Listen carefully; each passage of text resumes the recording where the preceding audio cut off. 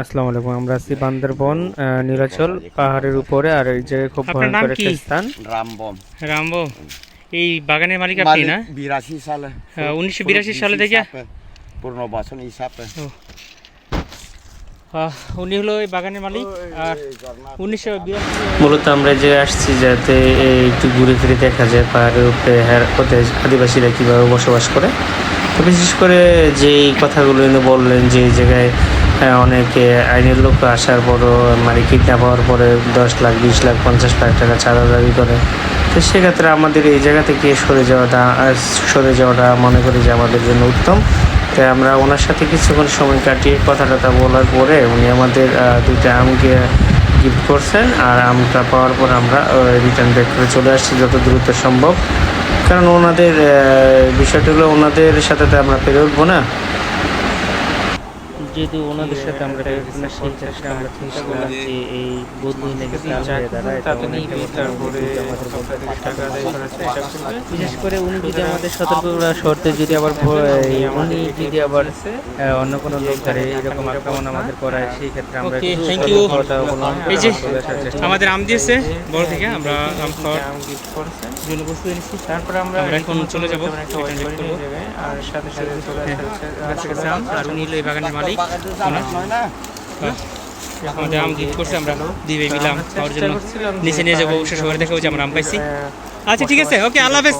এগুলো দেখার জন্য, কিন্তু বিষয়টা হলো যে নমস্কার, আল্লাহ হাফেজ। কোনো একটা সমস্যার আকার ধারণ করে, সেক্ষেত্রে আমরা আগে থেকে কিছু হ্যাঁ হ্যাঁ, তো উনি চলে যাচ্ছে আর আমরা এখন এই মূলত এই জায়গায় থাকতেছি না, কারণ এই জায়গায় এই অ্যাটাক হওয়ার সম্ভাবনা আছে।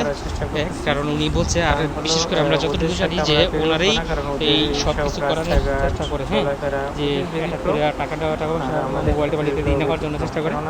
আমরা এই থেকে যত দ্রুত সম্ভব আমরা এই জায়গা থেকে বিদায় নেওয়ার চেষ্টা করছি। কারণ আমরা প্রায় কত ফুট উপরে হবে, 1,500, হ্যাঁ 1,500 ফুট উপরে আসছি আমরা দুইজনে। দুই ছোটো ভাই, আমার সাথে আমার ছোটো ভাই আছে রাজীব, আর আমি মামুন, আমরা দুজনে উঠছি।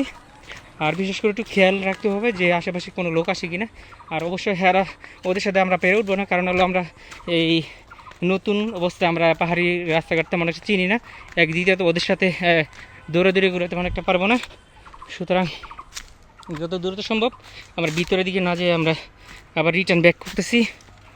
আর আমাদের গিফট হিসাবে এই ম্যাঙ্গো 2টা পাইছি, 2 ভাই, হ্যাঁ বড় বড় 2টা ম্যাঙ্গো পাইছি। সুতরাং গিফট নিয়ে আমরা রিটার্ন ব্যাক করতেছি। আমরা হাঁটতেছি যত দ্রুত সম্ভব। হয়তো নামতে গেলে একটু দ্রুত নামা যায়, কিন্তু উঠতে গেলে উঠা যায় না। কিন্তু তারপরও রিস্ক দিয়ে এই জায়গা নামার পথ দেখা যায় কত গভীর।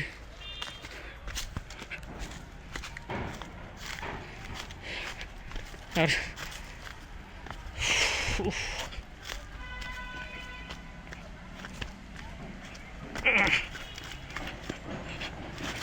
বাবা সরি, আসতে সাবধানে, জায়গাটা অনেক পিছল। আমি পিছল খাইছিলাম। হ্যাঁ, এখন মনে হয় যে বেসরতে একটা নামে আসছি না। আসলে নামতে গেলে একটু দ্রুত নামা যায়, যার জন্য আমরা অনেকটাই নেমে এসে পড়ছি। আর ওই আমাদের গাড়ি।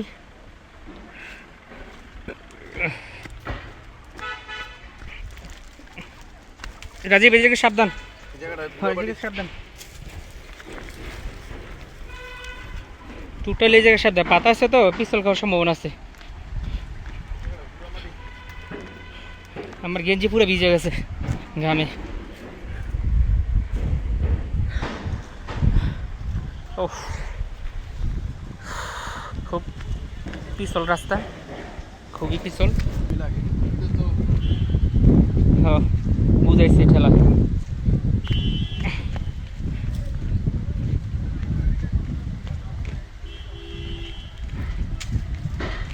হ্যাঁ, যদি আম না দিত তাহলে হ্যাঁ কাছে চাই নিতাম, কিন্তু অবশ্য আমাদের গিফট করতে ভালোই লাগছে। হ্যাঁ বড় বড় 2টা আমই আসছিল, নাহলে আর বেশি দিত।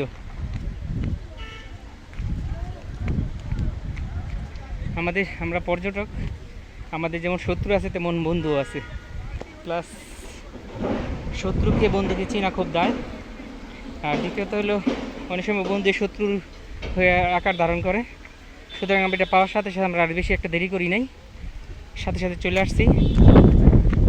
আমরা এখন রিটার্ন আমাদের গাড়িতে ব্যাক করব। ওকে, আল্লাহ হাফেজ।